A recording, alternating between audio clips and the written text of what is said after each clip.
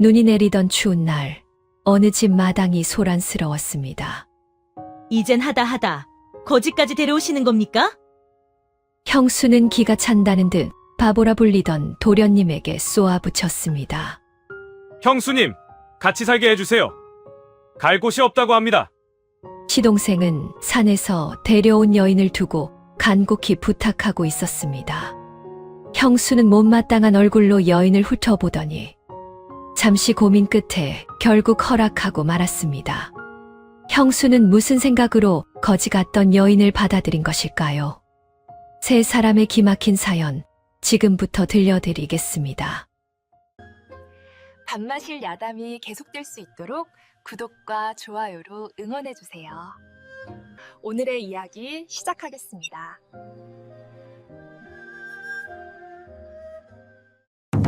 옛날 옛적 깊은 산자락 아래 자리 잡은 작은 고을에 윤씨 형제가 살고 있습니다. 형은 윤석이고 아우는 윤재였지요. 두 형제는 일찍 부모를 여의고 서로만 의지하며 자랐습니다. 윤석은 성품이 곧고 성실하여 어려웠던 살림을 조금씩 일궈냈습니다. 아우 윤재는 몸집이 우람했지만 성격은 순하고 세상 물정에는 어두운 사람이었습니다. 누가 조금만 다정하게 말을 건네도 쉽게 믿었고 누가 억울한 일을 당하면 제 일처럼 속을 태웠지요. 마을 사람들은 그런 윤재를 보고 어수룩하다고 했지만 윤석만은 달리 보았습니다. 저 순한 마음이 아무에게나 있는 것이 아니라며 늘 아우를 안쓰럽고도 대견하게 여겼습니다. 윤석은 혼인하여 금옥을 아내로 맞았습니다. 금옥은 눈치가 빠르고 살림 솜씨도 좋았지만 마음속으로는 늘 제 이익을 먼저 따지는 사람이었습니다. 금옥은 윤재가 한 집에 함께 사는 것이 못마땅했습니다. 다 큰 사내가 제 앞가림 하나 못하고 형의 밥을 축낸다고 여겼던 것입니다. 밥상을 차릴 때도 윤재의 몫은 늘 조금씩 모자랐고 새 옷이 필요하다는 말이라도 나오면 금옥의 눈썹이 꿈틀거렸지요. 그래도 윤석이 살아있는 동안에는 대놓고 내색하지 않았습니다. 남편의 눈밖에 나는 일이 자신에게 불리하다는 것을 금옥은 잘 알고 있었으니까요. 그렇게 세월이 흐르던 어느 해 가을, 형 윤석이 몸져 눕기 시작했습니다. 처음에는 가벼운 기침이었습니다. 찬 바람이 드나드는 마루에 오래 앉아 있어 그런가 보다 했지요.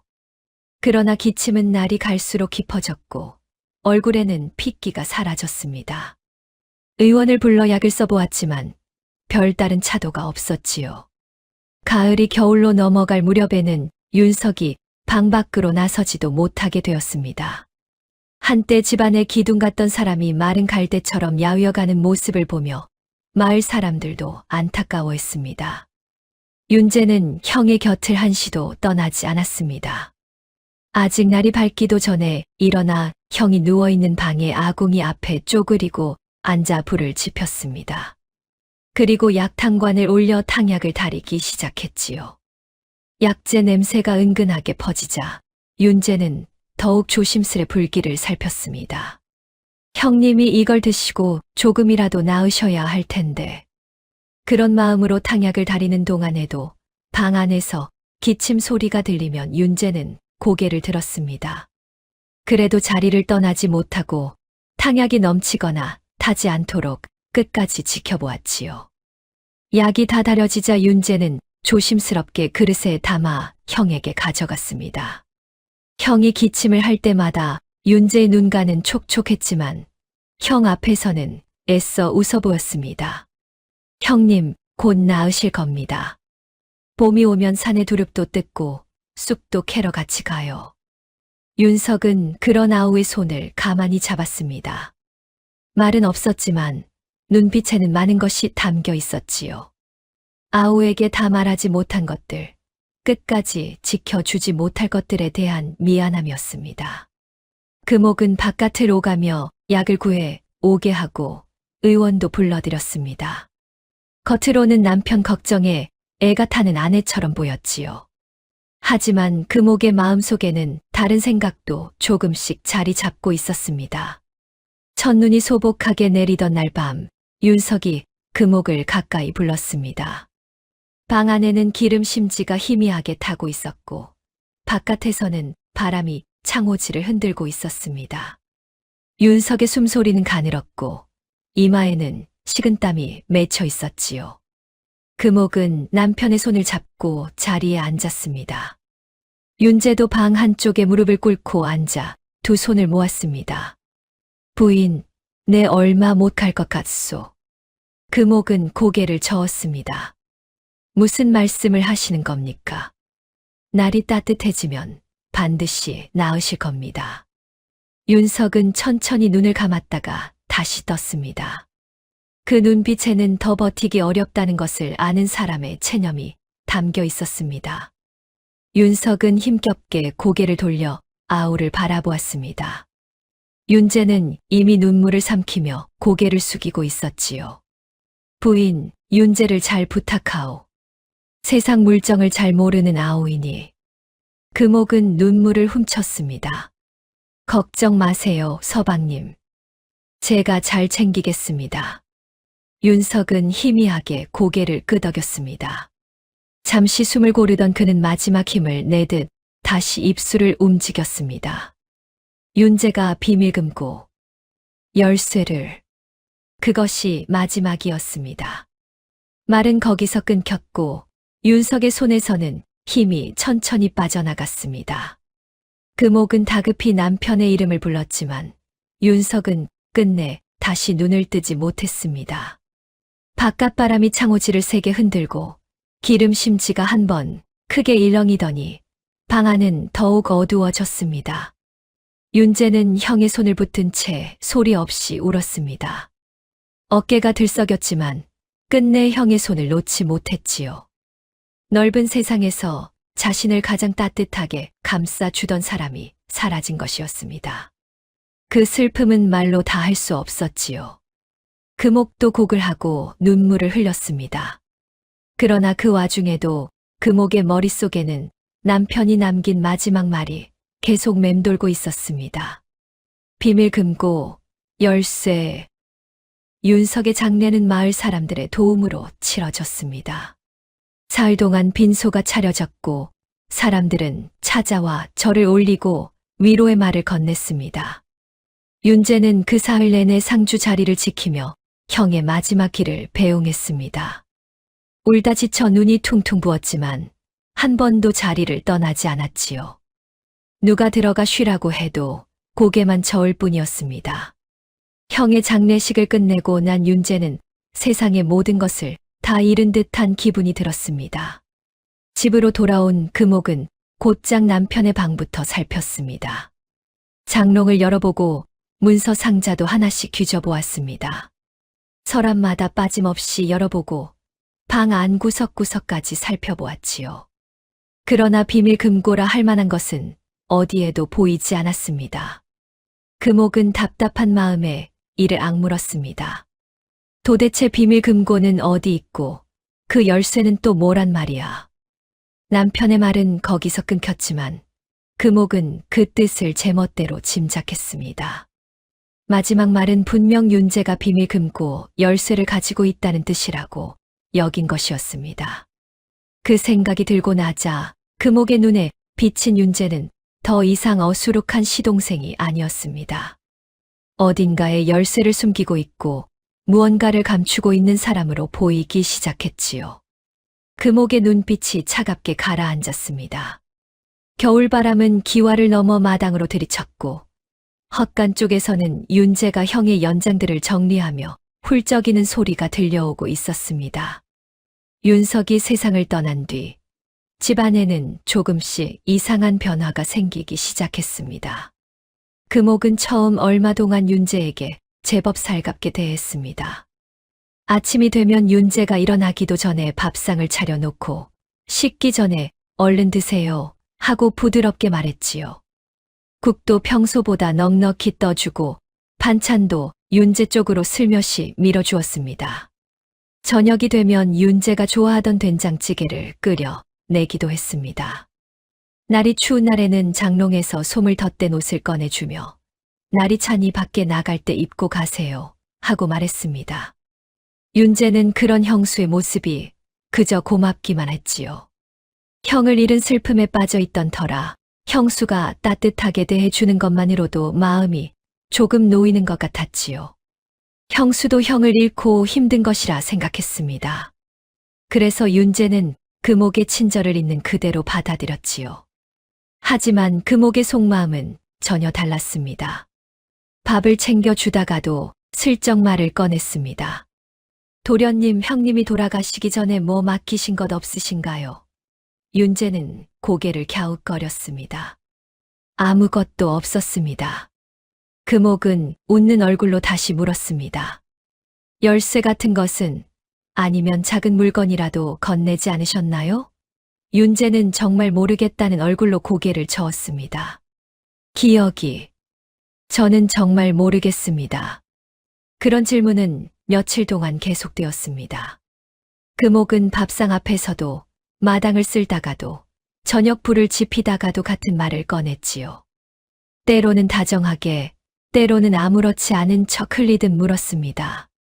하지만 윤재의 대답은 늘 같았습니다. 그럴수록 금옥은 윤재가 모른 척한다고 생각했습니다. 몇 번을 물어도 한결같이 모른다는 말만 되풀이하자 금옥은 슬슬 짜증이 나기 시작했지요. 저리 어수룩해 보여도 속으로는 뭔가 숨기고 있는 것이 틀림없다고 여긴 것입니다. 그렇게 믿기 시작하자 금옥의 태도도 조금씩 달라졌습니다. 밥상은 점점 부실해졌고 말끝은 차가워졌습니다. 윤재를 바라보는 눈빛에도 전과 다른 냉기가 담기기 시작했습니다. 그러던 어느 날 아침 금옥은 마침내 속마음을 드러냈습니다. 도련님, 오늘은 우물에서 물을 길어다 항아리를 채워 놓으세요. 그 다음에는 장작도 패야 합니다. 윤재는 잠자코 고개를 끄덕였습니다. 그날부터 윤재의 하루는 더욱 고단해졌습니다. 새벽 공기가 아직 차가운 시간에 우물로 나가 두레박을 내리고 물이 가득 찬 동이를 어깨에 이고 몇 번이고 마당을 오갔습니다. 숨이 차올라도 쉬지 못한 채 항아리가 찰 때까지 물을 길어 날랐지요. 해가 뜨면 이번에는 장작을 팼습니다. 윤재는 도끼를 들고 마른 나무를 하나씩 쪼갰지요. 손바닥이 까지고 굳은 살이 박여도 별말 없이 일을 계속했습니다. 그렇게 패놓은 장작은 한데 묵거광으로 옮겼고 그 일을 마치기도 전에 또 다른 일이 기다리고 있었습니다. 급한 일도 아니었지만 금옥은 날씨가 굳은 날에도 윤재를 가만두지 않았습니다. 눈이 많이 내리면 길이 미끄러우니 하루쯤 쉬게 할 만도 했지만 금옥은 광에 장작이 별로 없다며 산에 올라가 나무를 해오라고 시켰습니다. 윤재는 눈길에 발을 빠뜨려 가며 지게를 지고 산을 오르내렸지요. 비가 오는 날도 마찬가지였습니다. 지붕이 새는 것도 아닌데 금옥은 기왓장이 흔들린 곳은 없는지 살펴보라며 윤재를 지붕 위로 올려보냈습니다. 윤재는 빗물에 미끄러워진 기와를 조심조심 밟으며 기왓장 하나하나를 확인해야 했지요. 윤재가 겨우 일을 마치고 마루 끝에 앉아 숨을 고르고 있으면 금옥은 그 모습을 보고 괜히 심통이 났습니다. 그냥 두어도 될 일을 굳이 찾아내 시켰고 없는 일도 만들어냈지요. 그러고는 빨리 처리해야 할 일이 있다며 윤재를 다시 일으켜 세웠습니다. 그렇게 힘든 하루를 보내면서도 윤재는 불평 한마디 하지 않았습니다. 무거운 물동이를 나르다가 어깨가 저려와도 잠시 멈춰 숨만 고를 뿐이었습니다. 장작을 패다 손바닥이 까지면 손에 묻은 흙을 털어 내고 다시 도끼를 들었지요. 밥상에 오른 밥이 전보다 적어도 윤재는 아무 말 없이 숟가락을 들었습니다. 형수가 차갑게 말해도 대꾸하지 않았습니다. 오히려 윤재는 형수를 안쓰럽게 생각했습니다. 형님을 잃고 마음이 허전해서 저리 예민해진 것이라 여겼던 것입니다. 형님이 살아계셨다면 형수의 마음을 잘 달래주었을 텐데 이제는 자신이라도 잘해야 한다고 생각했습니다. 그래서 윤재는 힘들다는 말도 하지 않고 형수가 시키는 일을 묵묵히 해냈습니다. 마을 아이들은 늘 웃고 다니는 윤재를 보면 괜히 장난을 걸었습니다. 장작을 한 짐 지고 지나가면 뒤를 졸졸 따라오며 웃음을 터뜨리기도 했지요. 그래도 윤재는 화를 내지 않았습니다. 윤재는 지게를 내려놓고 아이들 곁에 쪼그려 앉았습니다. 그러고는 아이 하나가 끊어진 집신끈을 붙잡고 있는 것을 보고 품에서 노끈을 꺼내 묶어 주었지요. 이제 뛰어도 안 벗겨질 거다. 조심히 가거라. 아이들은 머쓱한 얼굴로 윤재를 바라보다가 이내 조용히 고개를 끄덕였습니다. 윤재는 그런 아이들을 보며 그저 방긋 웃었지요. 아이들이 뒤돌아 뛰어가는 모습을 바라보는 얼굴에는 서운함도 없었습니다. 그저 아이들이 즐겁고 건강하게 지내면 좋겠다는 마음뿐이었습니다. 금옥은 그런 윤재를 볼수록 더 못마땅했습니다. 저렇게 부려도 군말 한마디 없으니 금옥은 윤재가 분명 뭔가 숨기고 있다고 생각했습니다. 말로 캐내지 못하면 더 힘들게 해서라도 비밀 금고 열쇠 이야기를 털어놓게 만들겠다는 생각이었지요. 금옥은 온갖 핑계를 대기 시작했습니다. 방이 좁다느니 살림살이를 정리해야 한다느니 하며 윤재를 헛간으로 옮기게 했지요. 안방 가까이에 다 큰 시동생이 지내는 것도 보기 좋지 않다는 말까지 덧붙였습니다. 그렇게 잘 지내던 방에서 밀려난 윤재는 헛간에서 지내게 되었고 그 뒤로 밥상에 오르는 반찬도 점점 줄어들었습니다. 겨울 추위가 깊어질수록 윤재가 지내는 헛간은 더 차가워졌습니다. 바닥에 깔린 짚은 얇았고 덮고 자는 이불도 낡고 얇았습니다. 그래도 윤재는 누구를 원망하지 않았습니다. 아침이 되면 조용히 몸을 일으켜 마당으로 나섰지요. 찬바람을 맞고 서 있으면 문득 형 생각이 났습니다. 형님이 계셨으면 좋았을 텐데. 그 말에는 원망이 담겨 있지 않았습니다. 그저 형을 그리워하는 마음뿐이었습니다. 그러던 어느 저녁 윤재가 산에서 내려오다가 눈길에 발을 헛디뎌 무릎을 바위 모서리에 짚고 말았지요. 윤재는 다리를 절뚝이며 집으로 돌아왔습니다. 그러나 금옥은 그 모습을 보고도 크게 신경 쓰지 않았습니다. 내일도 일찍 일어나야 하니 얼른 들어가 쉬세요. 그것이 전부였습니다. 윤재는 헛간 구석에 앉아 상처를 대충 동염했습니다.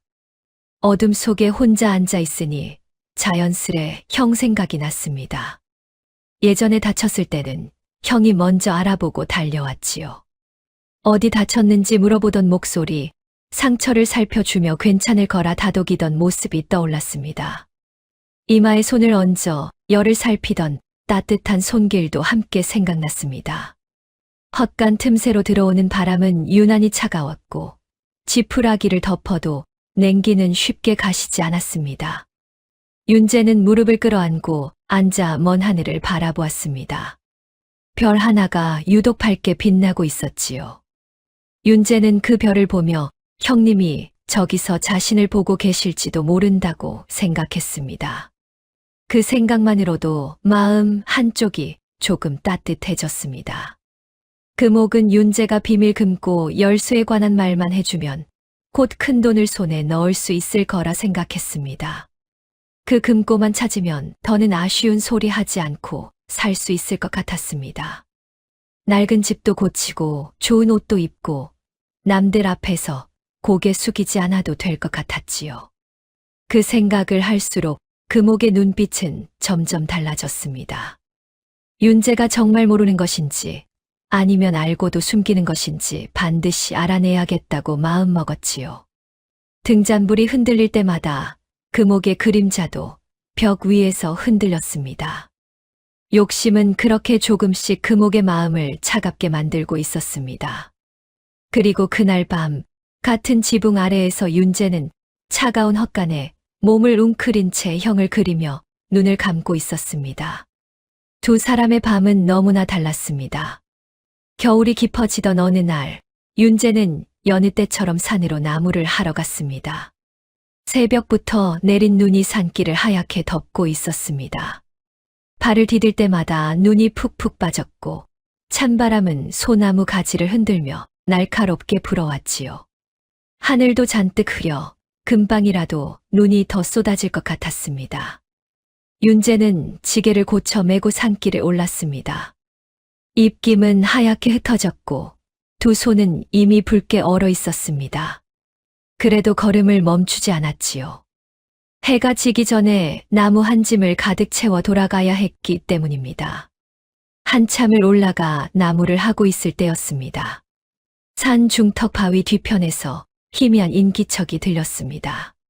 처음에는 바람 소리인가 싶었지만 가만히 들어보니 분명 사람의 숨소리였습니다.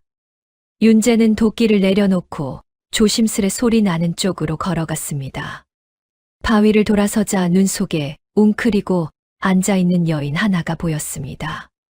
겨울 옷차림이라고는 믿기 힘들 만큼 얇은 옷차림의 머리는 흐트러져 있었고 얼굴에는 핏기가 거의 없었습니다. 여인은 가쁜 숨을 몰아쉬며 온몸을 떨고 있었지요. 윤재는 놀라 여인 앞에 무릎을 꿇었습니다. 낭자, 어디서 오셨습니까? 다치신 겁니까? 여인은 처음에는 겁에 질린 눈으로 윤재를 바라보았습니다. 그러다 윤재가 해를 끼칠 사람은 아니라고 느꼈는지 떨리는 목소리로 겨우 입을 열었습니다. 사람들이 저를 쫓아오고 있습니다. 제발 숨겨 주십시오. 말이 끝나기 무섭게 산 아래쪽에서 거친 발소리가 들려왔습니다. 두세 명쯤 되어 보이는 사내들이 눈길을 헤치며 올라오는 소리였습니다. 윤재는 잠시도 망설이지 않았습니다. 여인을 일으켜 바위 뒤 깊숙한 곳에 숨기고 자신은 다시 나무를 하던 자리로 돌아갔습니다. 그리고 아무 일도 없었다는 듯 도끼질을 계속했지요. 잠시 뒤 사내들이 올라와 윤재에게 물었습니다. 이 근처에서 젊은 여인 하나 못 봤느냐? 윤재는 도끼질을 멈추지 않은 채 고개를 저었습니다. 사람은 못 봤습니다. 짐승 발자국은 좀 봤는데요. 사내들은 서로 얼굴을 마주 보더니 이내 다른 쪽으로 발길을 돌렸습니다. 발소리가 멀어지고 나서야 윤재는 바위 뒤로 돌아갔습니다. 여인은 바위에 등을 기댄 채 힘없이 앉아 있었습니다. 윤재는 등에 걸치고 있던 두루마기를 벗어 여인의 어깨에 덮어 주었습니다. 그제야 여인이 천천히 눈을 떴습니다. 고맙습니다. 목소리는 가늘었지만 또렷했습니다. 여인의 이름은 서희였습니다. 서희는 본래 다른 고을에서 제법 알려진 양반가의 딸이었습니다. 하지만 아버지가 관직에 있다가 억울한 일에 휘말려 자리에서 물러나면서 집안 형편은 하루아침에 기울고 말았습니다. 재산은 빚으로 사라졌고 친척들도 하나둘 등을 돌렸습니다. 곁에 있던 사람들마저 떠나자 서희는 갈 곳 없는 처지가 되었지요. 그러던 중 빚쟁이들이 서희를 붙잡으려 쫓아온 것이었습니다. 윤재는 서희의 이야기를 듣고 한동안 말이 없었습니다. 그러다 조심스럽게 입을 열었습니다. 갈 곳이 없으시면 저희 집으로 가시지요. 서희는 놀란 눈으로 윤재를 바라보았습니다. 방금 처음 만난 사람이 아무 조건 없이 그런 말을 할 줄은 몰랐던 것입니다. 패가 될 텐데요. 패는 무슨 패입니까? 사람이 사람을 돕는 것이지요. 윤재는 그것이 너무도 당연하다는 듯 말했습니다. 두 사람은 함께 산을 내려왔습니다. 윤재는 나무를 한 짐 지고 앞서 걸었고 서희는 그 뒤를 조심조심 따랐습니다. 서희는 이미 지친 몸이라 발걸음도 많이 느렸습니다. 윤재는 몇 번이나 뒤를 돌아보며 걸음을 맞추었습니다. 내리막길에서 서희가 휘청거리자 윤재는 지게를 잠시 내려놓고 손을 내밀었습니다. 잡으십시오. 서희는 잠시 머뭇거리다 윤재의 손을 잡았습니다. 장작을 패고 물을 길어 굳은 살이 박인 거친 손이었지만 서희를 붙잡아 주는 손길만큼은 조심스럽고 따뜻했습니다. 집에 돌아오자 금옥이 마당에 서 있다가 두 사람을 보았습니다. 금옥의 눈썹이 단번에 꿈틀거렸습니다. 이젠 거지까지 데려오신 겁니까? 윤재는 차분히 대답했습니다. 산에서 쫓기고 있었습니다. 갈 곳이 없다 하여 데려왔습니다. 형수님, 한 번만. 금옥은 서희를 위아래로 훑어보았습니다. 옷은 낡았지만 서희는 모습은 흐트러져 보이지 않았습니다. 말없이 고개를 숙이고 있는 얼굴에도 어딘가 차분한 기색이 있었지요. 금옥의 머릿속에는 곧바로 계산이 섰습니다. 밥 한 그릇만 더 얹어주면 부릴 손이 하나 더 생기는 셈이었지요. 마침 여자 일손이 없던 터라 나쁘지 않은 일이었습니다. 금옥은 못마땅한 얼굴로 짧게 혀를 찼습니다. 어쩔 수 없지. 들어오너라.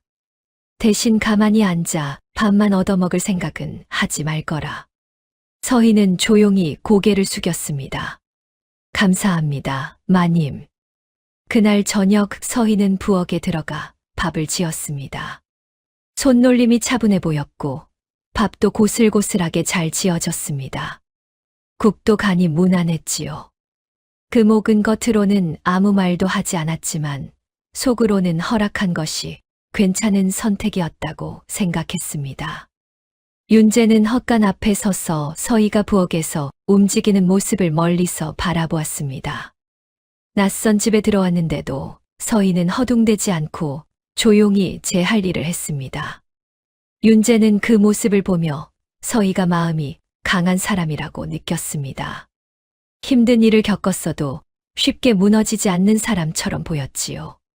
서희도 그날 밤 윤재를 떠올렸습니다. 산에서 처음 만났을 때부터 윤재는 한 번도 대가를 바라지 않았습니다.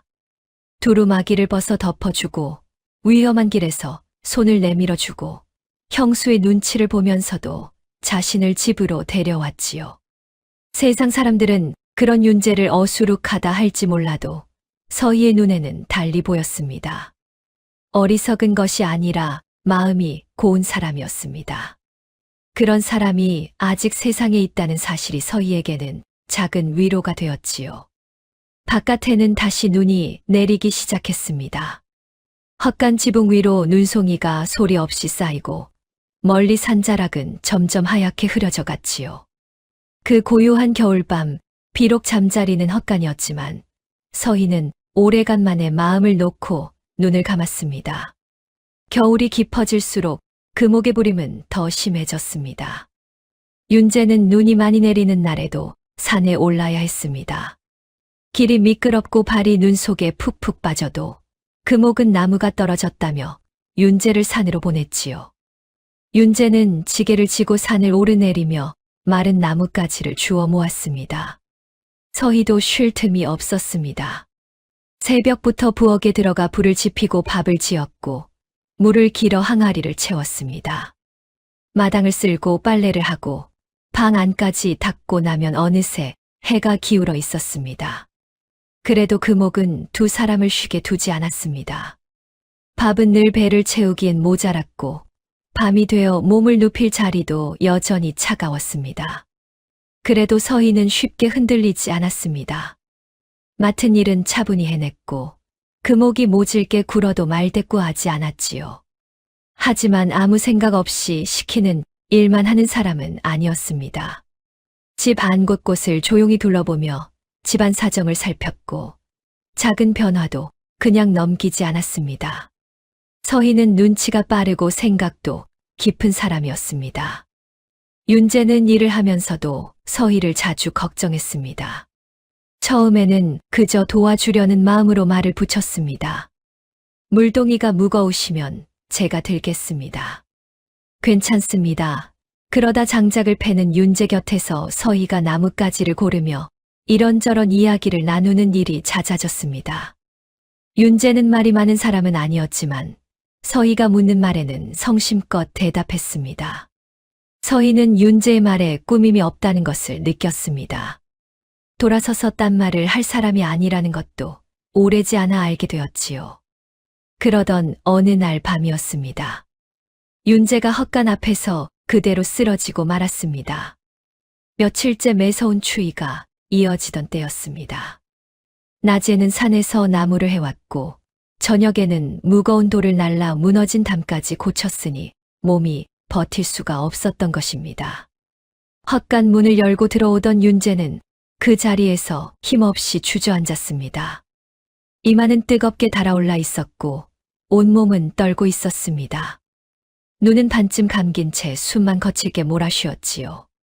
저녁 설거지를 마치고 헛간으로 돌아오던 길이었습니다. 서희는 쓰러진 윤재를 보고 깜짝 놀랐습니다. 이마에 손을 얹어보니 몸이 몹시 뜨거웠습니다. 서희는 금옥에게 알리려다 멈칫했습니다. 금옥이 약을 내어줄 사람이 아니라는 것을 이미 알고 있었기 때문입니다. 서희는 혼자서라도 윤재를 돌보기로 했습니다. 서희는 부엌으로 가 물을 데웠습니다. 작은 단지에 따뜻한 물을 담아 헛간으로 가져왔지요. 먼저 바닥에 짚을 두껍게 깔고 윤재를 조심히 눕혔습니다. 젖은 수건으로 이마를 닦아주고 차갑게 굳은 손과 어깨도 천천히 문질러 주었습니다. 윤재는 눈을 뜨지 못한 채 가는 신음만 흘렸습니다. 한참이 지나서야 윤재의 숨이 조금씩 고르게 가라앉았습니다. 서희는 그제야 겨우 등을 펴고 앉았습니다. 헛간 안에는 집 냄새와 나무 냄새가 섞여 있었고 틈새로 들어오는 바람은 여전히 차가웠습니다. 서희는 자신이 덮던 얇은 소미불을 가져와 윤재의 몸 위에 덮어 주었지요. 그때였습니다. 아직 열이 가시지 않은 윤재의 입술이 작게 달싹였습니다. 잠결인지 꿈결인지 모를 흐릿한 목소리가 흘러나왔지요. 매화 새송이, 하늘을 보는 동물. 서희는 숨을 죽이고 귀를 기울였습니다. 윤재는 눈을 감은 채 다시 중얼거렸습니다. 그리고는 다시 조용히 숨을 쉬었습니다. 서희는 그 말을 속으로 되뇌었습니다. 아픈 사람이 어린 시절 기억을 떠올리는 것일지도 모른다고 생각했습니다. 어릴 때 들은 노래이거나 꿈속에서 떠오른 말일 수도 있었지요. 서희는 더 캐묻지 않고 윤재 곁에 앉아 밤을 지켰습니다. 사흘이 지나서야 윤재는 겨우 몸을 일으켰습니다. 열은 내렸지만 얼굴은 여전히 창백했습니다. 윤재가 자리에서 일어나려 하자 서희가 얼른 붙잡았지요. 나으리, 오늘 하루는 더 쉬셔야 합니다. 윤재는 힘없이 손을 내저었습니다. 형수님이 화내실 겁니다. 서희는 단호하게 고개를 저었습니다. 오늘 일은 제가 하겠습니다. 나으리는 누워 계십시오. 윤재는 서희의 눈빛을 보고 더는 고집하지 못했습니다. 결국 다시 자리에 누웠지요. 그날 서희는 윤재의 목까지 일을 해냈습니다. 물을 깃고 장작을 나르고 마당도 쓸었습니다. 금옥은 윤재가 보이지 않자 어디 갔느냐고 물었고 서희는 몸이 좋지 않아 쉬고 있다고 대답했습니다. 금옥은 못마땅한 얼굴로 투덜거렸지만 더 캐묻지는 않았습니다. 서희가 그 빈자리를 채우고 있었기 때문입니다. 그로부터 며칠이 지난 어느 오후였습니다. 서희는 뒤뜰 장독대에서 장독을 닦고 있었습니다. 된장과 간장 항아리들이 줄지어 놓인 그곳은 집 안에서도 꽤 구석진 자리였지요. 서희는 묵은 먼지를 닦아 내다가 무심코 고개를 들었습니다. 그런데 그 순간 눈앞에 보이는 것이 서희의 손길을 멈추게 했습니다. 장독대 뒤편 담장 가까이에 매화나무 한 그루가 서 있었습니다. 아직 꽃은 피지 않았지만 가지는 세 갈래로 뻗어 있었지요. 그리고 그 매화나무 아래에는 오래된 돌 하나가 놓여 있었습니다. 이끼가 낀 낡은 돌이었는데 자세히 보니 짐승 모양을 새긴 작은 돌조각상이었습니다. 그 돌조각상은 하늘을 바라보듯 앉아 있었지요. 서희는 그 자리에 굳은 듯 멈춰 섰습니다. 매화 새송이, 하늘을 보는 동물. 윤재가 아팠을 때 중얼거리던 말이 머릿속에 또렷하게 떠올랐습니다. 우연이라고 하기에는 너무 딱 맞아 떨어졌습니다. 서희는 조심스레 주변을 살폈습니다. 금옥은 안채에 있었고 마당은 조용했지요. 서희는 돌짐승 앞에 쪼그려 앉아 주변을 손으로 더듬어 보았습니다. 흙은 단단하게 굳어 있었지만 돌짐승 바로 아래쪽은 다른 곳보다 조금 무른 듯 했습니다. 서희는 천천히 자리에서 일어났습니다. 이것은 혼자 판단할 일이 아니었지요. 반드시 윤재와 함께 확인해야 했습니다. 그날 저녁 서희는 윤재를 불렀습니다. 그리고 낮에 본 것을 조용히 이야기했습니다. 윤재는 처음에는 멀뚱한 얼굴로 듣고만 있었습니다. 하지만 서희가 들었던 내용을 다시 읊어주자 윤재의 눈이 조금씩 커졌습니다. 나으리께서 알아누우셨을 때 중얼거리셨습니다. 매화 새송이 하늘을 보는 동물이라고요. 누가 알려주신 말입니까? 윤재는 한동안 말이 없었습니다. 오래된 기억을 더듬는 듯 했지요. 그러다 천천히 입을 열었습니다. 아버지께서 가르쳐 주셨습니다. 어릴 때 떡을 주시면서 이걸 외우면 하나 더 주신다고 하셨지요. 그래서 외우긴 했는데 그냥 노래인 줄만 알았습니다. 서희는 윤재를 가만히 바라보았습니다. 그냥 노래가 아닐 수도 있습니다. 두 사람은 이튿날 새벽 금옥이 일어나기 전에 장독대 뒤편으로 향했습니다. 아직 어둠이 완전히 걷히지 않은 시간이었습니다. 서희가 돌조각상을 가리키자 윤재는 그 앞에 무릎을 꿇었습니다. 그리고 두 손으로 돌짐승 아래 흙을 조심스럽게 파내기 시작했습니다. 손끝이 시렸지만 멈추지 않았지요. 얼마 지나지 않아 손끝에 단단한 것이 걸렸습니다. 흙을 걷어내자 낡은 나무 함 하나가 모습을 드러냈습니다. 크기는 손바닥만 했고 오래 묻혀있던 듯 먼지와 흙이 잔뜩 묻어 있었습니다. 윤재는 그 함을 두 손으로 받쳐 들었습니다. 손이 가늘게 떨리고 있었지요. 뚜껑을 열자 안에는 단지 반듯하게 접힌 종이 한 장뿐이었습니다. 서희가 조심스럽게 종이를 펼쳤습니다. 먹빛은 오래되어 조금 바랬지만 글자는 또렷하게 남아 있었지요. 그것은 아버지가 남긴 글이었습니다. 윤재가 의지할 곳 없이 어려운 일을 겪게 되면 이 함을 열게 될 것이라고 적혀 있었습니다.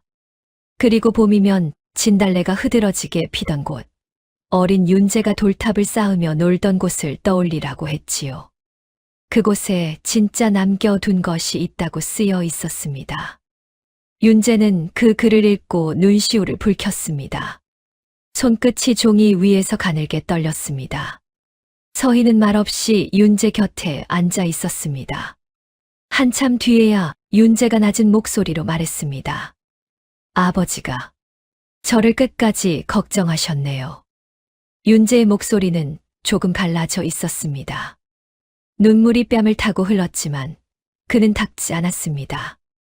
그 눈물은 단순한 슬픔만은 아니었습니다.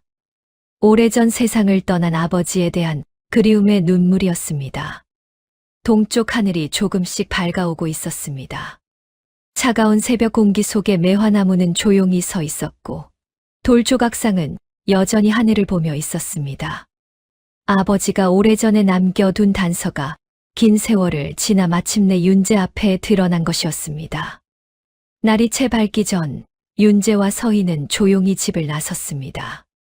아버지의 글에 적힌 곳은 윤재가 어릴 적 아버지와 자주 찾던 마을 밖 낡은 사당이었습니다. 봄이면 진달래가 언덕을 붉게 물들이고 어린 윤재가 돌탑을 쌓으며 놀던 곳이었지요. 윤재는 그곳을 오래전부터 기억하고 있었습니다. 아버지 손을 잡고 오르던 언덕길, 사당 앞마당에 쪼그리고 앉아 돌을 고르던 기억, 탑이 무너지면 웃으며 다시 쌓던 날들이 아직도 마음 한쪽에 남아 있었습니다. 그런데 이제 그 기억이 전혀 다른 뜻으로 다가오고 있었습니다. 두 사람은 말없이 걸었습니다. 새벽 공기는 차가웠고 발밑에는 밤새 내린 눈이 뽀드득 소리를 냈습니다. 하늘은 아직 어두웠지만 동쪽 끝은 희미하게 밝아지고 있었지요. 윤재가 앞장서고 서희는 그 뒤를 따랐습니다. 좁은 산길에서 나뭇가지가 서희의 어깨를 스칠 때마다 윤재는 뒤를 돌아보았습니다. 말은 하지 않았지만 괜찮으냐고 묻는 눈빛이었지요. 서희는 조용히 고개를 끄덕였습니다. 마을을 벗어나 한참을 걷자 낡은 사당이 모습을 드러냈습니다. 오래전에 지어진 사당이었습니다. 기둥은 세월의 발에 어둡게 변해 있었고 지붕의 기와 몇 장은 내려앉아 있었습니다. 앞마당에는 자풀이 무성했고 계단 틈에는 이끼가 끼어 있었지요. 마을 사람들의 발길이 끊긴 지도 오래된 듯 했습니다. 하지만 윤재에게는 낯선 곳이 아니었습니다. 아버지와 함께 앉아 놀던 곳곳이 그대로 남아 있었습니다. 윤재는 사당 뒤편으로 걸음을 옮겼습니다. 아버지의 글에는 진달래가 피는 언덕 아래 돌탑을 쌓던 자리를 떠올리라고 적혀 있었습니다. 지금은 겨울이라 진달래는 피어 있지 않았지만 윤재는 그 자리를 정확히 기억하고 있었습니다. 사당 뒤편 낮은 언덕이 시작되는 곳, 너럭바위, 그 후 개가 나란히 놓인 자리였습니다. 어린 윤재가 그 바위 사이에서 돌을 골라 탑을 쌓으면 아버지는 옆에 앉아 빙그레 웃으며 지켜보곤 했지요. 그 모습이 눈앞에 선하게 떠올랐습니다. 윤재는 너럭바위 앞에 무릎을 꿇었습니다. 그리고 손으로 바위 주변의 흙을 파내기 시작했습니다. 오래 다져진 흙이라 쉽게 파이지 않았지요. 윤재는 근처에서 굵은 나뭇가지를 꺾어 땅을 파기 시작했습니다.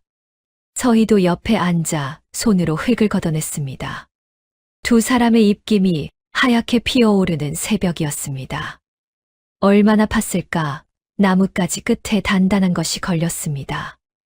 윤재는 손을 바꾸어 조심스럽게 주변 흙을 털어냈습니다. 조금씩 모습을 드러낸 것은 두꺼운 돌로 덮인 석함이었습니다. 크기도 제법 컸고 뚜껑도 돌로 단단히 덮여 있었지요. 윤재는 두 손으로 돌 뚜껑을 밀었습니다. 오래 묻혀 있던 것이라 쉽게 움직이지 않았지만 윤재가 팔에 힘을 주자 뚜껑이 천천히 밀려났습니다. 석함 안에는 종이로 여러 겹싸인 꾸러미들이 들어 있었습니다. 서희가 떨리는 손으로 종이를 벗겨냈습니다. 안에서 나온 것들을 하나씩 확인하자 서희의 눈이 커졌습니다. 은자가 담긴 작은 주머니들, 토지 문서들이 고이 보관되어 있었지요. 마지막으로 나온 것은 반듯하게 접힌 두꺼운 종이 한 장이었습니다. 서희는 그것을 윤재에게 건넸습니다. 윤재는 천천히 종이를 펼쳤습니다. 아버지의 글씨였습니다. 글에는 이렇게 적혀 있었습니다. 이 재산은 모두 둘째 아들 윤재의 것이라 하였습니다. 형 윤석이 살아있는 동안은 형이 아우를 지켜줄 것이라 믿었지만 만약 형마저 세상을 떠나면 윤재 혼자서는 재산을 지키기 어려울 것이라 했지요. 그래서 집 밖에 따로 숨겨두었다고 하였습니다. 탐내는 자들에게 빼앗기지 않도록 어리숙한 아들이 속아 재산을 잃지 않도록 하기 위해서였습니다. 그리고 마지막에는 이렇게 적혀 있었지요. 내가 이 글을 읽고 있다면 그것은 내가 혼자 힘으로 여기까지 찾아왔다는 뜻이다. 그러니 아비는 내가 앞으로도 충분히 잘 살아갈 수 있는 사람이라 믿는다. 윤재는 글을 다 읽고도 한동안 아무 말도 하지 못했습니다. 눈물이 뺨을 타고 흘렀습니다. 아버지가 자신을 잊은 것이 아니었습니다. 오래전부터 이 자리에서 자신을 기다리고 있었던 것이었습니다. 세상이 어수룩하다 손가락질하고 형수가 하인처럼 부리고 마을 아이들이 놀려도 아버지만은 끝까지 자신을 믿고 있었던 것이지요. 아버지가 저를 끝까지 지켜주고 계셨네요. 윤재의 목소리는 낮게 떨렸습니다. 서희는 그 곁에서 조용히 눈시울을 붉혔지요. 더는 어떤 말도 필요하지 않은 순간이었습니다. 그 사이 새벽빛은 사당 너머로 천천히 번지고 있었습니다. 언덕 위 앙상한 가지들도 그 빛을 받아 조금씩 밝아지고 있었지요. 서희는 문서들을 다시 종이에 정성껏 쌌습니다. 하나하나 꼼꼼히 살피며 빠진 것이 없는지 확인했습니다. 오래 묻혀 있었지만 종이 덕분에 문서들은 상하지 않았습니다. 서희는 그것들을 품 안에 단단히 안았습니다. 이 문서들이 이제 윤재의 앞날을 지켜줄 것이었습니다. 두 사람이 사당을 내려올 때쯤에는 동이 완전히 터 있었습니다. 겨울 아침 햇살이 서리 위에 내려앉아 들판이 환하게 빛났지요. 윤재는 걷다가 한 번 하늘을 올려다보았습니다. 눈물 자국은 남아 있었지만 입가에는 오래간만에 미소가 떠올라 있었습니다. 서희는 그런 윤재의 옆모습을 바라보았습니다. 오래 힘든 일을 겪고 무시를 당하면서도 마음만은 흐트러지지 않은 사람이었습니다. 그 마음이 결국 아버지가 남긴 길을 찾게 한 것인지도 몰랐습니다. 집으로 돌아오는 내내 두 사람 사이에는 말이 없었습니다.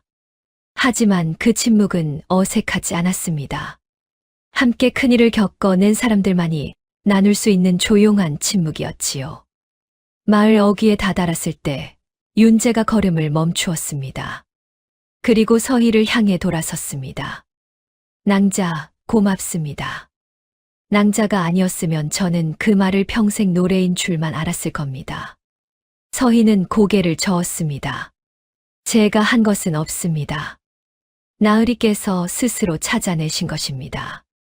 윤재는 잠시 서희를 바라보다가 다시 앞을 향해 걸었습니다. 그 발걸음은 예전과 달랐습니다. 무겁지 않았지요. 오래 짊어지고 있던 짐을 조금 내려놓은 사람처럼 한결 가벼워 보였습니다.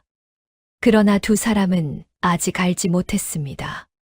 그들이 새벽에 집을 나서는 모습을 몰래 지켜본 눈이 있었다는 것을 말입니다. 그리고 그 눈이 이미 깊고 어두운 생각을 품기 시작했다는 것도 알지 못했습니다. 윤재와 서희가 새벽에 밖에 다녀온 그날 이후 금옥의 눈빛이 달라졌습니다. 금옥은 두 사람이 몰래 집을 나서는 모습을 보았습니다. 안채 창호지 너머로 어둠 속을 움직이는 두 사람의 그림자를 본 순간 그동안 품고 있던 의심이 한꺼번에 커졌지요. 그날부터 금옥은 두 사람의 움직임을 더 유심히 살폈습니다. 밥상을 들이면서도 슬쩍 서희를 훑어보았고 장독대 쪽을 오가면서도 두 사람이 나누는 말을 엿들으려 했습니다. 하지만 윤재와 서희는 평소처럼 묵묵히 일만 했지요. 특별히 수상한 기색은 보이지 않았습니다. 그 모습이 오히려 금옥을 더 불안하게 만들었습니다. 아무 일도 없는 척한다는 것은 그만큼 숨기는 것이 많다라는 뜻이라고 여긴 것입니다. 결국 금옥은 서희를 쫓아내기로 마음먹었습니다. 윤재는 어수룩하니 혼자서는 아무것도 하지 못할 사람이라 생각했습니다. 서희만 없으면 재산이 어디 있는지 알아내는 일도 윤재를 다시 제 마음대로 다루는 일도 어렵지 않을 것이라 여겼지요. 금옥은 며칠 동안 방법을 궁리했습니다. 그러던 어느 날 저녁 화장대 위에 놓이는 놀이개 하나가 눈에 들어왔습니다. 작지만 값나가는 물건이었습니다. 금옥은 그 놀이개를 손에 쥐고 한참을 바라보았습니다. 그리고 다음날 모두 일하러 나간 사이 서희의 헛간으로 들어갔습니다.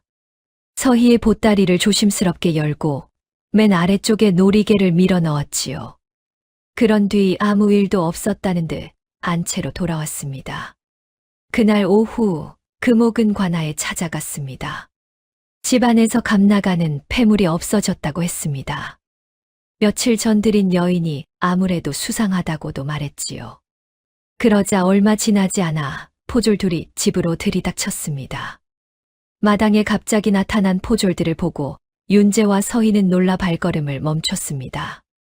무슨 일인지 알 수 없어 서로를 잠깐 바라보았지요. 포졸들은 곧바로 서희의 짐을 뒤지기 시작했습니다. 보따리를 풀어 헤치자 그 안에서 은 놀이개가 나왔습니다. 그 순간 서희의 눈이 크게 뜨였습니다. 그것이 왜 자신의 짐 속에 들어있는지 도무지 알 수 없었기 때문입니다. 서희는 모르는 물건이라고 했지만 포졸들은 그 말을 들어주지 않았습니다. 결국 서희는 관아로 끌려가고 말았습니다. 윤재는 마당에서 그 모습을 지켜보았습니다. 서희가 끌려가는 순간 윤재의 얼굴에서 핏기가 사라졌습니다. 평소에 순하고 무던한 얼굴이 아니었습니다. 눈빛도 달라져 있었지요. 오래 참고 또 참아왔던 사람이 마침내 더는 물러서지 않겠다고 마음먹은 얼굴이었습니다. 윤재는 천천히 금옥을 향해 돌아섰습니다. 형수님. 목소리는 낮고 차분했습니다. 금옥은 팔짱을 낀 채 윤재를 바라보았습니다. 왜 그러세요? 도둑을 관아에 넘긴 것이 잘못인가요? 윤재는 잠시 금옥을 바라보다가 천천히 입을 열었습니다. 서희 낭자는 도둑이 아닙니다. 형수님도 아실 겁니다. 금옥은 눈썹을 치켜 올렸습니다. 무슨 소리를 하시는 거예요?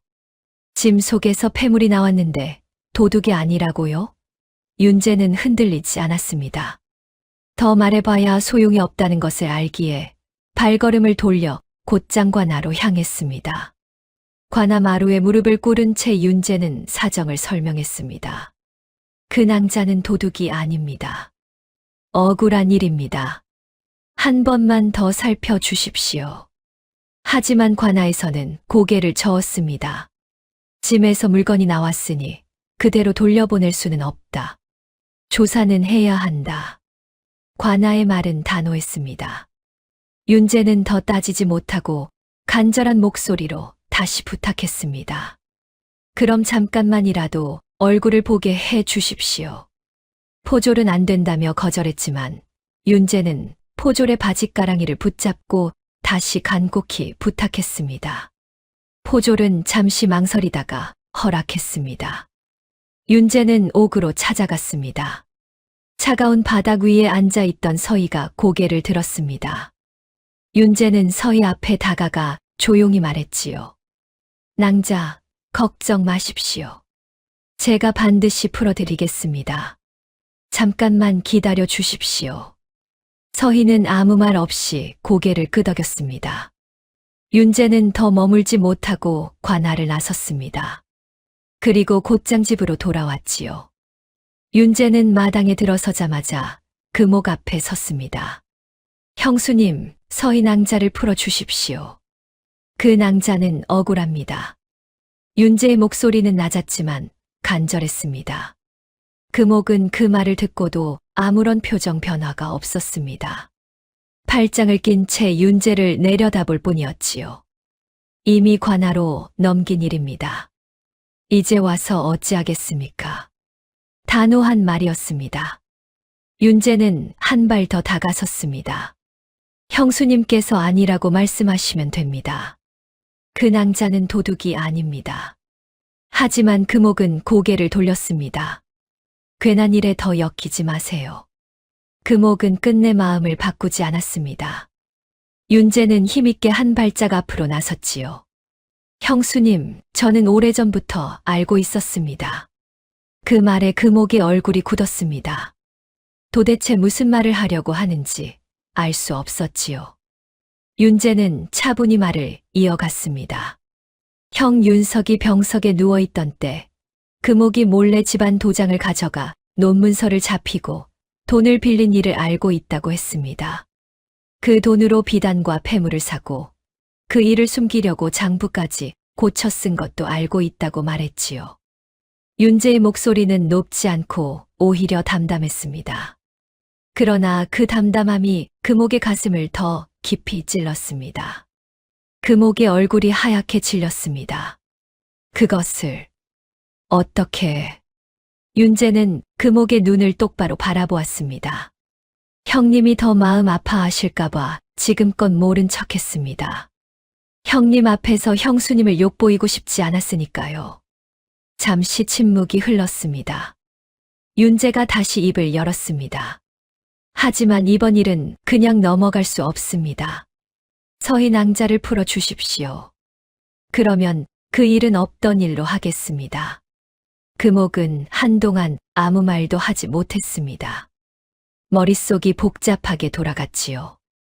윤재가 알고 있는 일이 관아에 알려지면 자신도 무사히 넘어갈 수 없었습니다.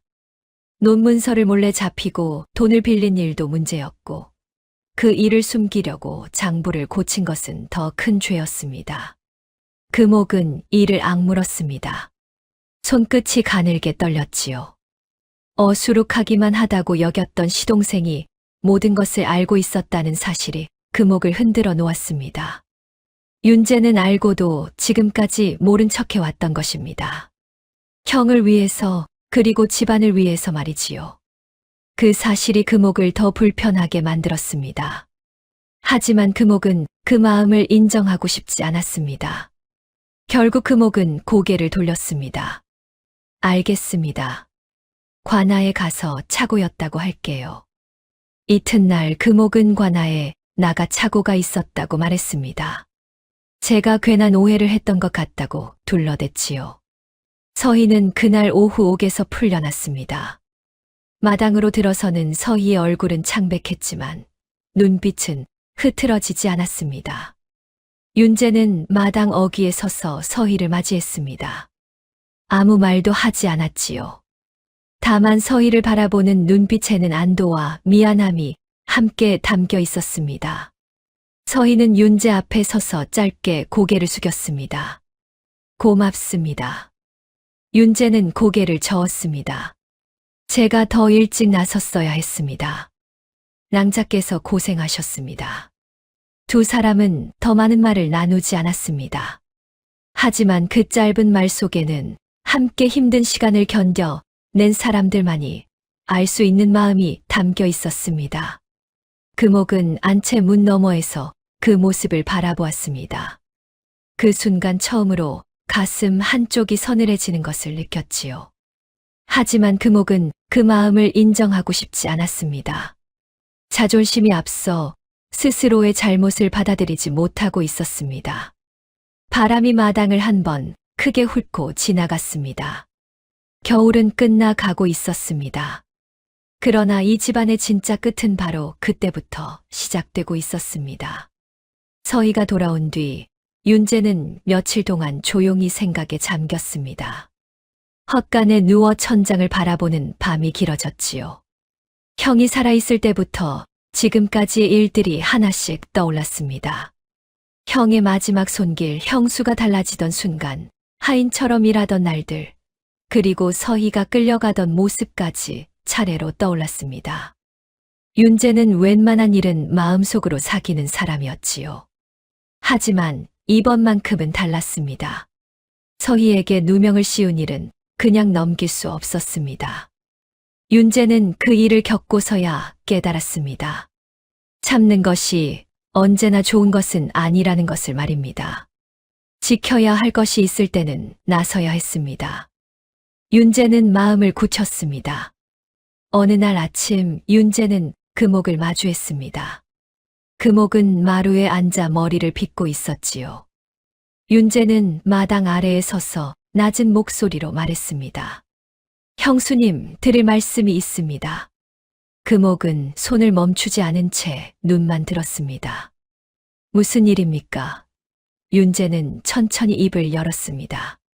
저는 이 집을 떠나려 합니다. 형님이 살아계실 때는 이 집이 제 집이었습니다. 형님 때문에 머물렀지요. 하지만 이제는 더 있을 이유가 없습니다. 금옥의 손이 멈췄습니다. 빛이 허공에서 그대로 멈춰섰지요. 떠나겠다고요? 예. 형수님도 이제 편하게 지내실 수 있을 겁니다. 저도 제 앞길을 찾아가겠습니다.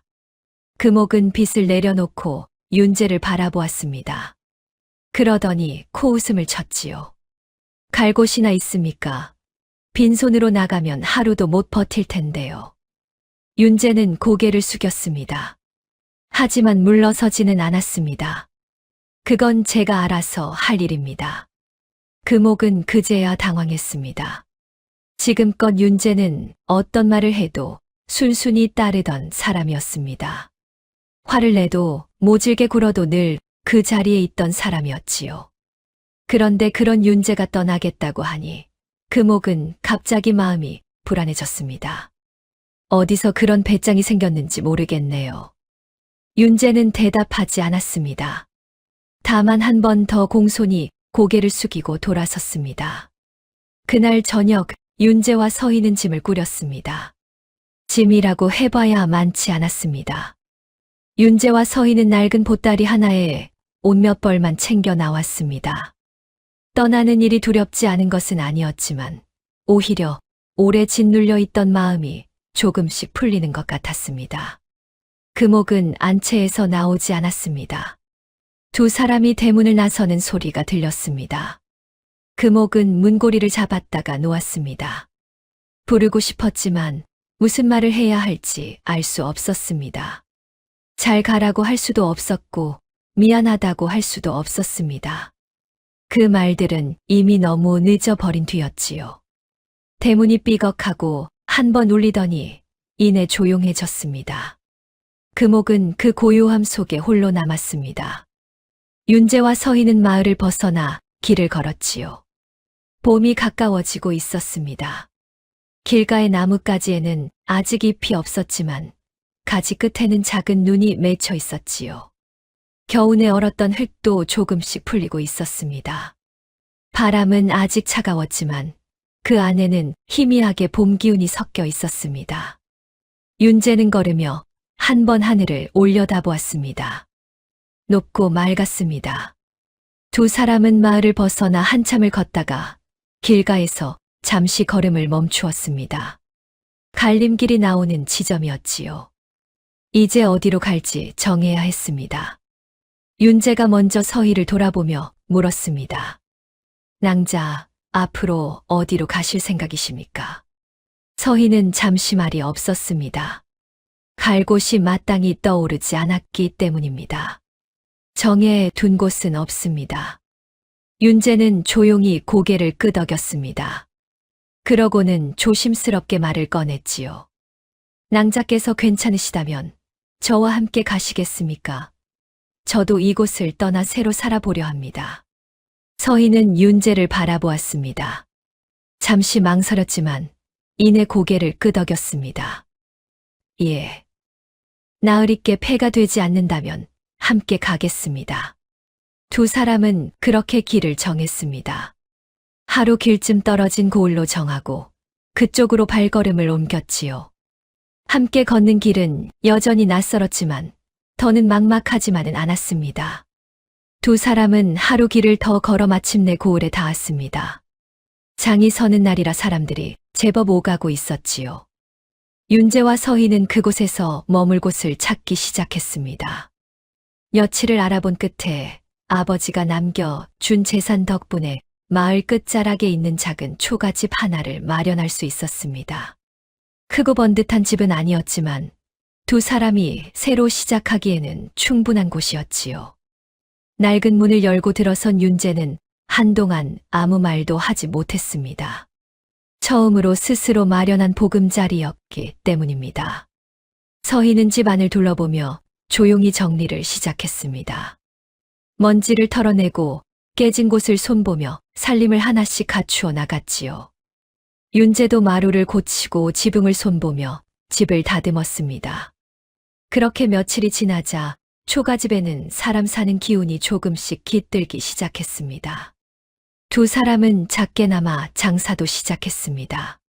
처음에는 장날마다 나가 자잘한 물건을 사고 파는 일이었지요. 윤재는 물건을 들고 장터에 나가고 서희는 장부를 맡아 셈을 하고 물건을 챙겼습니다. 손님을 대하는 일에도 서희가 큰 힘이 되었습니다. 장사는 크지 않았지만 하루하루 조금씩 자리를 잡아갔습니다. 힘은 들어도 두 사람의 얼굴에는 전보다 편안한 기색이 돌았지요. 더는 누구의 눈치를 보지 않아도 되었고 스스로 일에 살아가는 삶이었기 때문입니다. 그렇게 작은 초가집에서의 삶이 조용히 시작되고 있었습니다. 봄이 완연해진 어느 날 윤재는 서희에게 혼인을 청했습니다. 장터에서 돌아오는 길이었습니다. 길 옆 언덕에는 진달래가 흐드러지게 피어 있었지요. 윤재는 걸음을 멈추고 그 꽃을 한참 바라보았습니다. 그러다 서희를 돌아보았습니다. 낭자, 저와 함께 살아주시겠습니까? 말은 짧고 투박했습니다. 하지만 그 안에는 두 사람이 함께 견뎌온 긴 겨울의 시간이 담겨 있었지요. 서희는 잠시 진달래를 바라보다가 윤재에게 눈을 돌렸습니다. 예. 대답도 짧았습니다. 그러나 그 한마디에는 오래 지켜보고 오래 믿어온 마음이 담겨 있었습니다. 언덕 위 진달래가 바람에 가만히 흔들리고 따뜻한 봄볕이 두 사람의 어깨 위로 내려앉았습니다. 그날 이후 두 사람은 서로를 의지하며 살아갔습니다. 큰 부귀를 바라지 않아도 하루하루 성실히 일하고 서로를 아끼는 마음으로 살았습니다.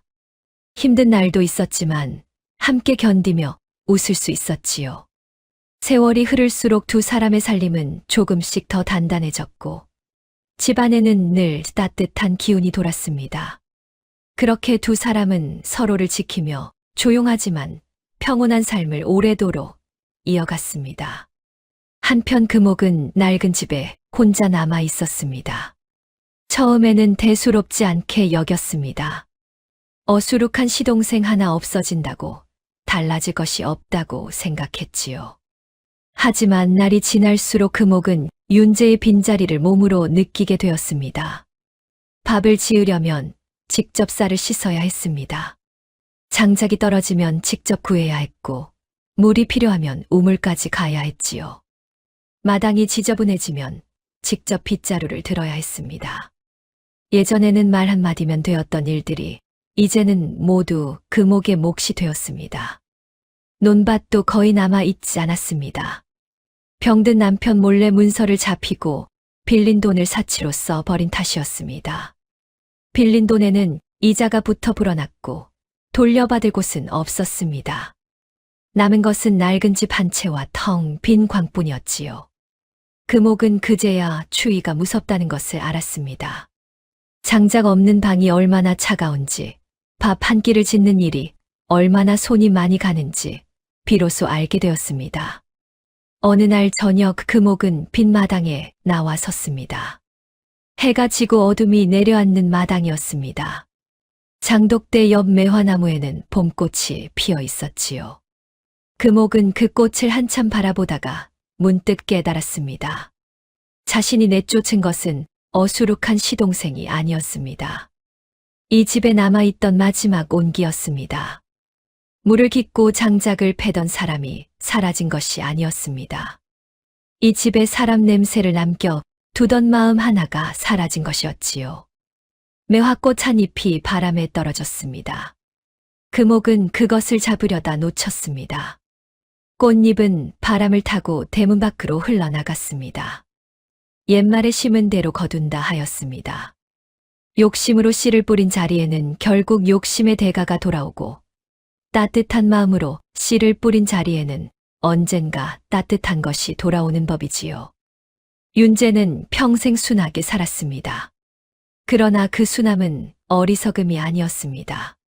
사람을 해치지 않으려는 마음이었고 끝까지 지켜야 할 것을 지키는 힘이었습니다. 지킬 줄 알고 베풀 줄 아는 사람에게는 하늘도 길을 열어주는 법입니다. 지금까지 이야기를 시청해 주셔서 감사합니다. 오늘 이야기가 재미있으셨다면 구독과 좋아요 부탁드립니다. 여러분의 응원이 다음 이야기를 만드는데 큰 힘이 됩니다. 앞으로도 더 재미있고 따뜻한 이야기로 찾아뵙겠습니다. 모두 건강하시고 행복한 하루 보내세요.